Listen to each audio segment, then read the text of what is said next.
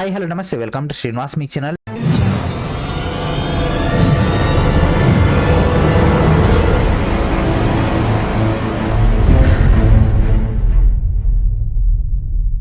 నిన్న railway ALP సంబంధించినటువంటి డిస్కషన్తో పాటు మరికొన్ని నోటిఫికేషన్ల గురించి క్యాండిడేట్స్ ఏదైతే డిమాండ్ చేశారో ఆ యొక్క డిమాండ్ సంబంధించినటువంటి డేటాని క్లారిఫై చేయడానికి రైల్వే నిన్న పాట్నాలో మీటింగ్ అయితే కండక్ట్ చేయడం జరిగింది. హై పవర్ కమిటీ కూడా మనకు ఢిల్లీ నుంచి అయితే రావడం జరిగింది. సో వాళ్ళతో బీహార్ పాట్నాకు సంబంధించినటువంటి టీచర్స్ అయితే పార్టిసిపేట్ చేయడం జరిగింది.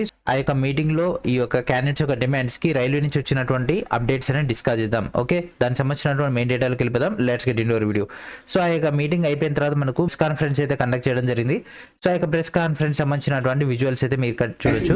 సో దీనికి సంబంధించినటువంటి లింక్ అనేది మన యొక్క టెలిగ్రామ్ గ్రూప్ వీడియోకి సంబంధించినటువంటి లింక్ మన యొక్క టెలిగ్రామ్ గ్రూప్లో అందుబాటులో ఉంటుంది. మీరు అక్కడి నుంచి ఇన్ఫర్మేషన్ అయితే గ్యాదర్ చేసుకోవచ్చు. సో ఇది మనకు మీటింగ్ అయిపోయిన తర్వాత జరిగినటువంటి సినారియో. ఓకే, సో అసలు ఈ యొక్క మీటింగ్ లో జరిగినటువంటి విషయాలు అండ్ అదేవిధంగా ప్రెస్ కాన్ఫరెన్స్ లో జిఎం సార్ గారు చెప్పినటువంటి ఇన్ఫర్మేషన్ ఇప్పుడు మనం కూలంకషంగా చెక్ చేద్దాం. సో ఈ యొక్క మీటింగ్ లో కనుక తీసుకుంటే మన యొక్క అభ్యర్థులు అయితే మొత్తం మీద 6 పాయింట్స్ అయితే పెట్టడం జరిగింది. ఆ యొక్క 6 పాయింట్స్ లో ఫస్ట్ వచ్చేసి ఏఎల్పీ వేకెన్సీస్ పెరుగుతాయా పెరగవా.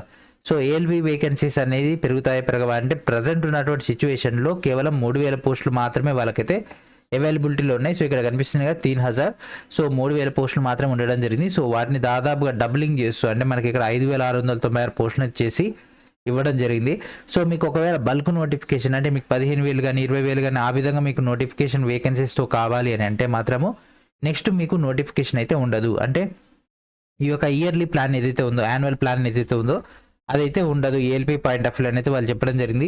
సో ఇయర్లీ వస్తే ఆస్పిరెంట్స్ ఒకవేళ ఈ సంవత్సరం ఫెయిల్ అయినా నెక్స్ట్ ఇయర్ రాసుకోవచ్చు. అండ్ అదేవిధంగా ఎవ్రీ ఇయర్ నోటిఫికేషన్ ఉంటుంది కాబట్టి క్యాండిడేట్ కంటిన్యూగా ప్రిపరేషన్ చేసే అవకాశం ఉంటుందని జిఎం సార్ అయితే చెప్పడం జరిగింది. కాకపోతే ఇక్కడ వీళ్ళు ఇంకొక పాయింట్ కూడా మెన్షన్ చేశారు. ఏంటిదంటే ప్రజెంట్ ఇంటర్నల్ రిక్రూట్మెంట్ అవుతుంది కాబట్టి సో అది క్లారిటీ వచ్చిన తర్వాత మిడ్ ప్రాసెస్లో మనకి ఈ యొక్క పోస్టులు పెరిగే అవకాశం ఉంటుందని అయితే మెన్షన్ చేయడం జరిగింది. సో మనకి ఒక ఇంటర్నల్ ప్రాసెస్ అంటే present GDC point of view ALP సంబంధించినటువంటి ప్రక్రియ జరుగుతుంది కదా. సో అది ఫినిష్ అయిపోతే ఒకవేళ దాంట్లో కనుక ఫిల్ కానటువంటి పోస్టులు ఉంటే ఆ యొక్క పోస్టులను అయితే ఈ యొక్క జనరల్ రిక్రూట్మెంట్ లో యాడ్ చేసే అవకాశం ఉందని అయితే మనకి ఇండైరెక్ట్ గా అయితే క్లూ అయితే ఇవ్వడం జరిగింది. కాబట్టి మనకి ఒక జీడీసీ ప్రక్రియ అయిపోయిన తర్వాత దాంట్లో ఉన్నటువంటి అన్ఫిల్డ్ వేకెన్సీస్ ఏదైతే ఉంటాయో అవి మనకి దీంట్లో కలిపే అవకాశం ఉంటుంది. So this is a good news for us. కాకపోతే ఇది ఇప్పుడు కాదు, మనకు మిడ్ ప్రాసెస్ లో లేదా లాస్ట్లో అయినా యాడ్ చేయొచ్చు. కాబట్టి ఏఎల్బీ పాయింట్ ఆఫ్ వ్యూ ఇది ఒకటి మాత్రం వాళ్ళు కన్ఫర్మ్ చేశారు. మనకు మోస్ట్లీ లోక్సభ ఎలక్షన్స్ తర్వాతే ఎగ్జామ్స్ ముందు లేకపోతే ఎగ్జామ్స్ అయిపోయిన తర్వాత CBT2 ముందైనా దీని గురించి మనకైతే అప్డేట్ అయితే కనిపించే అవకాశం ఉంది. అండ్ నెక్స్ట్ క్వశ్చన్ వచ్చేసి ఏఎల్పీ సంబంధించి okay what about technician. So technician కూడా ఏఎల్పీలో మిక్స్ చేస్తే బాగుంటుంది కదా అని. కాకపోతే మనకి ఇక్కడ రైల్వే వాళ్ళు చెప్పింది ఏంటంటే ఏఎల్పీ కనుక తీసుకుంటే CBT1 CBT2తో పాటు CBAT అనేది ఉంటుంది. అది మనకు టెక్నీషియన్ కనుక తీసుకుంటే కేవలం CBT1 CBT2 మాత్రమే ఉంటుంది, CBAT ఉండదు. సో CBAT ఉండకపోవడం వల్ల వీళ్ళ ప్రక్రియ అనేది సపరేట్గా ఉంటుంది, వాళ్ళ ప్రక్రియ సపరేట్గా ఉంటుంది అని అయితే మెన్షన్ చేయడం జరిగింది. సో దట్ మనకి ఒక టెక్నీషియన్ నోటిఫికేషన్ అనేది సపరేట్గా వస్తుంది. అయితే వేకెన్సీస్ గురించి కనుక తీసుకుంటే లార్జ్ స్కేల్ అయితే ఏముండవు మనకైతే. ఓన్లీ ఈ యొక్క ఏఎల్పీ పోస్టులు ఏదైతే ఉంటాయో సిమిలర్గా వాటికి 1000-2000 అటు డిఫరెంట్ అయితే కనిపించే అవకాశం ఉంటుంది. అండ్ మనకి ఇంకా నోటిఫికేషన్ ఎందుకు ఈ టెక్నీషియన్ గురించి రాలేదని అంటే ఇంకా 2-3 జోన్ల నుంచి మనకు వేకెన్సీస్ లిస్ట్ అనేది హ్యాండ్ ఓవర్ చేయలేదు. సో ఆ యొక్క జోన్స్ నుంచి వేకెన్సీస్ లిస్ట్ అనేది హ్యాండ్ ఓవర్ అవ్వగానే మనకు నోటిఫికేషన్ ద్వారా అయితే అప్డేట్ వచ్చే అవకాశం ఉంటుంది. మరి టెక్నీషియన్ పోస్టులు పెరిగే అవకాశం ఉంటుంది అంటే సేమ్ మనకి జీడీసీలో ఈ యొక్క టెక్నీషియన్ నోటిఫికేషన్ కూడా ఉంది కదా. సో దాంట్లో కూడా పోస్టులు ఫిల్ కాకుంటే ఆ యొక్క పోస్టులు కూడా జనరల్ రిక్రూట్మెంట్లో యాడ్ చేస్తామని అయితే వాళ్ళు చెప్పడం జరిగింది. అంటే మనకు అక్కడ నోటిఫికేషన్లో ఒక పాయింట్ ఉంటుంది, దాన్ని బట్టి మనం అయితే ఫర్దర్గా యాడ్ చేసుకోవచ్చు అని అయితే వాళ్ళు మెన్షన్ చేశారు. సో మనకి ఇక్కడ ఏఎల్పీ వేకెన్సీస్ గురించి మీకు క్లారిటీ వచ్చేసింది. అండ్ అదేవిధంగా టెక్నీషియన్ నోటిఫికేషన్ గురించి మీకు క్లారిటీ వచ్చింది. నోటిఫికేషన్ ఎప్పుడు రిలీజ్ అవుతుంది అంటే ఆ యొక్క 2-3 జోన్స్ నుంచి వేకెన్సీ లిస్ట్ రాగానే ఇమీడియట్గా నోటిఫికేషన్ అయితే రిలీజ్ చేస్తామని అయితే వాళ్ళు చెప్పడం జరిగింది. కాబట్టి మోస్ట్లీ మనకు ఫెబ్ లాస్ట్ వరకు అయితే నోటిఫికేషన్ చూసే అవకాశం ఉంటుంది. సో నెక్స్ట్ వచ్చే నోటిఫికేషన్ అయితే టెక్నీషియనే. Okay, and next age relaxation. So age relaxation సంబంధించి మన యొక్క డిమాండ్ అయితే రైల్వేకి అయితే ఇవ్వడం జరిగింది. సో రైల్వే అయితే ఏదైనా రిక్రూట్మెంట్లో యొక్క ఏజ్ రిలాక్సేషన్ ఇచ్చారని అడిగితే SSC GDలో ఇచ్చారని అయితే చెప్పడం జరిగింది. దానివల్ల SSC GDలో కనుక ఏజ్ రిలాక్సేషన్ కోవిడ్ బేసిస్ పైన ఇస్తే మాత్రం డెఫినెట్గా రైల్వే అనేది ఆ యొక్క SSC GDలో ఇచ్చినటువంటి గైడ్ లైన్స్ SSC వాళ్ళతో కాంటాక్ట్ అయ్యి దాన్ని బట్టి మనకు అప్డేట్ అయితే ఇస్తామని చెప్పడం జరిగింది. కాబట్టి మోస్ట్లీ మనకు 60-70% అయితే ఏజ్ రిలాక్సేషన్ అయితే రాబోతుంది, అది కూడా 3 ఇయర్స్కి. ఓకే, ఆల్రెడీ మనకు యూపీ దానికి సంబంధించినటువంటి ఏజ్ రిలాక్సేషన్ ఇవ్వడం జరిగింది, కానీ అది స్టేట్ రిక్రూట్మెంట్ కాబట్టి వీళ్ళు సెంట్రలైజ్డ్ దానికే పరిగణలో తీసుకుంటా ఉన్నారు కాబట్టి మనకు ఎస్ఎస్సి జీడీలు ఇచ్చారు కాబట్టి ఎస్ఎస్సి జీడీ ఏదైతే గైడ్ లైన్స్ వాళ్ళు ఫాలో అయ్యి చేశారో సేమ్ అదే గైడ్ లైన్స్ ప్రకారంగా రైల్వే కూడా హ్యాండ్ ఓవర్ ఇచ్చే అవకాశం ఉంటుంది. అది కూడా ఈ ఒక్కసారి మాత్రమే ఏజ్ రిలాక్సేషన్ అనేది ఈ ఒక్కసారి అయితే ఇవ్వబోతున్నారు. సో మనకు దాదాపు ఈ యొక్క ఏజ్ రిలాక్సేషన్ అనేది వచ్చే అవకాశం ఉంటుంది. నెక్స్ట్ నోటిఫికేషన్స్ అన్నిటికి కూడా అది ఇంక్లూడ్ అయ్యి వస్తుంది. అండ్ మనకు ఆల్రెడీ ఎగ్జిస్టర్ నోటిఫికేషన్ కూడా ఈ యొక్క ఏజ్ రిలాక్సేషన్ అనేది అప్లికేషన్ ఎండ్ డేట్ లోపు కనుక వస్తే మాత్రము ఇది కూడా మనకైతే యాడ్ అయిపోయి మళ్ళీ అప్లికేషన్ డేట్ అనేది ఎక్స్టెండ్ చేసే అవకాశం ఉంటుంది. సో వేకెన్సీస్ అయితే ఏఎల్పీ పెరిగే అవకాశం లేదు కానీ ఏజ్ అయితే పెరిగే అవకాశం ఉంది. And next examination calendar. So examination calendar కనుక తీసుకున్నట్లయితే ఎగ్జామినేషన్ క్యాలెండర్ అనేది ఇవ్వడానికైతే సుముఖత అయితే వ్యక్తం చేయడం జరిగింది. కాకపోతే మనకు వేకెన్సీస్ లిస్ట్ అనేది ఆన్ టైం రావాల్సి ఉంటుంది. అండ్ అదేవిధంగా మనకి ఒక ఎగ్జామ్ ప్రాసెస్ మీ అందరికీ తెలిసిందే కదా. సో ఈ యొక్క వెండర్స్ కానీ అండ్ అదేవిధంగా ఈ సెలక్షన్ ప్రాసెస్ అంతా కూడా ఎస్ఎస్సి లెక్క సింగిల్ వెండర్తో కాకుండా వీళ్ళు ఈచ్ అండ్ ఎవరీ ఎగ్జామ్కి సెపరేట్ వెండర్స్ని అయితే పిలుస్తుంటారు కాబట్టి సో వాటి గురించి ఒక కన్ఫర్మేషన్ వచ్చిన తర్వాత మీకు ఎగ్జామినేషన్ క్యాలెండర్ గురించి అయితే అప్డేట్ ఇస్తామని చెప్పడం జరిగింది. ఇది కూడా ప్రజెంట్ అయితే 50-50 ఛాన్స్ మాత్రమే ఉంది ఎగ్జామినేషన్ క్యాలెండర్కి. సో ఈ యొక్క అన్ని ఎగ్జామ్స్కి ఒకే వెండర్ అయితే మాత్రం మనకు ప్రక్రియ అనేది ఫాస్ట్గా అవుతుంది. వాళ్ళు కూడా ఆటోమేటిక్గా వర్క్ అలాట్మెంట్ ఉంటుంది కాబట్టి వాళ్ళు కూడా బ్యాక్గ్రౌండ్ రిమైనింగ్ నోటిఫికేషన్ సంబంధించి వర్క్ కూడా చేస్తారు కాబట్టి ఆన్ టైం ఎగ్జామ్స్ అయ్యి ఆన్ టైం రిజల్ట్స్ అయితే వస్తాయి లైక్ ఎస్ఎస్సి. సో వీళ్ళు ఏం చేస్తారంటే సపరేట్ నోటిఫికేషన్కి సపరేట్ వెండర్ని పిలవడం వల్ల వర్క్ డిస్ట్రిబ్యూషన్ అవుతుంది కానీ అవుట్పుట్ అనేది మనం అనుకున్న టైంలో రాదు. అదొకటే ప్రాబ్లం కాబట్టి దాని గురించి కూడా ఆలోచిస్తామని అయితే చెప్పడం జరిగింది. And next NTPC, JE, SSC, group D and అదేవిధంగా పారామెడికల్ వీటికి సంబంధించినటువంటి నోటిఫికేషన్స్ ఎప్పుడు రిలీజ్ అవుతాయి.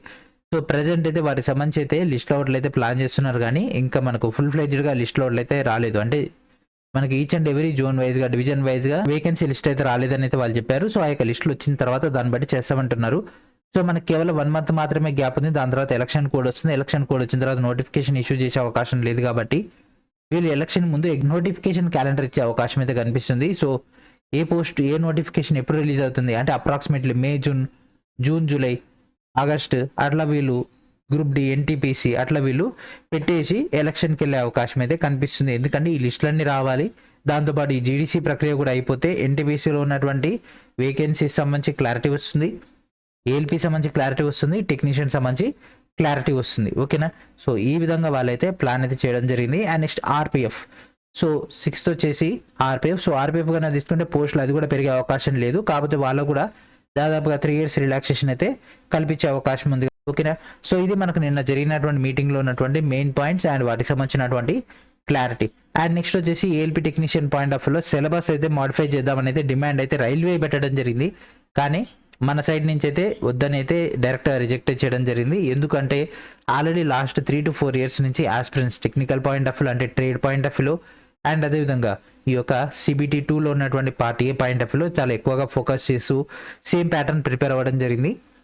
సో వీళ్ళు కనుక సిలబస్ మార్చేసి ఎక్కువ టెక్నికల్ని కనుక యాడ్ చేస్తే ప్రాబ్లం ఏమవుతుంది అంటే ఇప్పటివరకు ఎవరైతే ప్రిపేర్ వస్తున్నారో సో వాళ్ళందరూ కూడా లాస్ అయ్యే అవకాశం ఉంటుంది. కాబట్టి ఈ ఒక్కసారి మాత్రం దాన్ని అదే విధంగా ఉంచమని అడిగితే దాన్ని కూడా వాళ్ళు వచ్చి సానుకూలంగా స్పందించడం జరిగింది. సో మోస్ట్లీ సేమ్ సిలబస్ అయితే ఈ రిక్రూట్మెంట్ వరకు ఉంటుంది.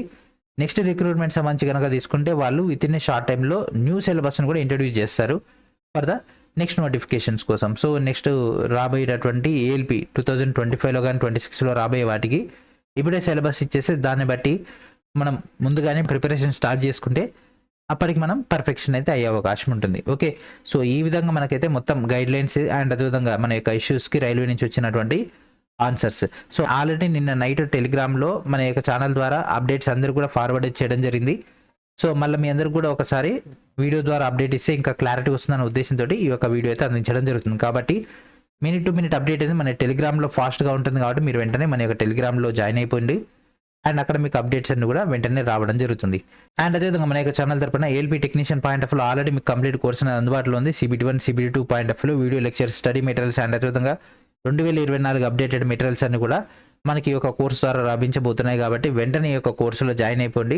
జస్ట్ 599కే మీకు ప్రజెంట్ అయితే 1 year దాకా వ్యాలిడిటీ అయితే లభిస్తుంది. సో ఈ ఒక్క కోర్స్ తోటి మీరు ఏఎల్పీ పోస్ట్కి సాధించవచ్చు, దాంతోపాటు టెక్నీషియన్ పోస్ట్ను కూడా సాధించవచ్చు. సో పోస్టులు తక్కువ ఉన్నాయి, కాంపిటీషన్ మాత్రం హ్యూజ్గా ఉంది. కాబట్టి ఇంత హ్యూజ్ కాంపిటీషన్లో మీరు జాబ్ కొట్టాలంటే మీకు పర్ఫెక్ట్ గైడెన్స్ కావాలి అండ్ పర్ఫెక్ట్ మెటీరియల్ కావాల్సి ఉంటుంది.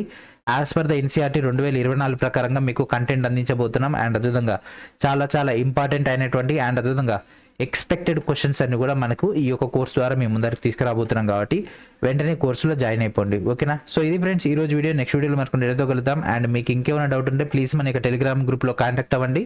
మీకు అక్కడ నుంచి అప్డేట్ వచ్చేస్తాయి. వీడియో డిస్క్రిప్షన్లో మన యొక్క టెలిగ్రామ్ గ్రూప్ యొక్క లింక్ అనేది అందుబాటులో ఉంది. ఓకే, సో ఇది ఫ్రెండ్స్ ఈ రోజు వీడియో. నెక్స్ట్ వీడియోలో మనకు ఏదో కలుద్దాం. And thank for watching.